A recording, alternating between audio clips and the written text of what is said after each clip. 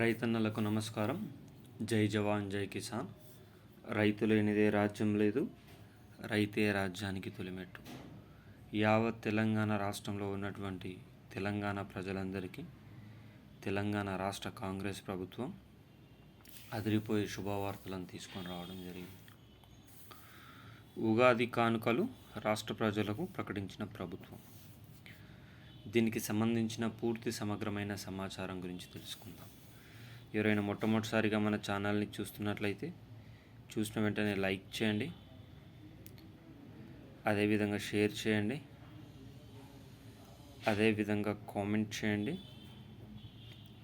అదేవిధంగా సబ్స్క్రైబ్ చేసుకొని bell icon ఆన్లో పెట్టండి.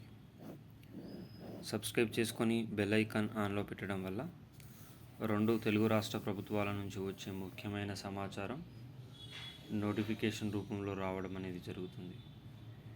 ఇక ఆలస్యం చేయకుండా వీడియోలోని వివరాల్లోకి అయితే వెళ్ళిపోదాం.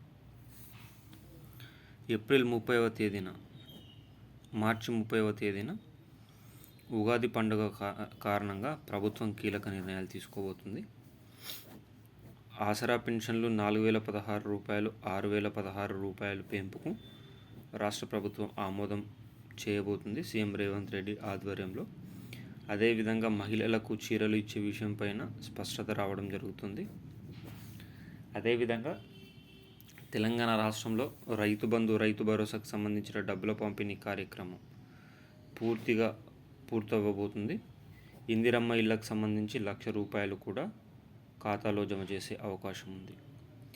ఈ వీడియో చూస్తున్న ప్రతి ఒక్కరికి ఇది శుభవార్తగానే చెప్పుకోవచ్చు. ఈ వీడియో చూసిన వెంటనే కామెంట్ చేయండి, మీకు ఇవన్నీ అందుతున్నాయా లేదా అనేది.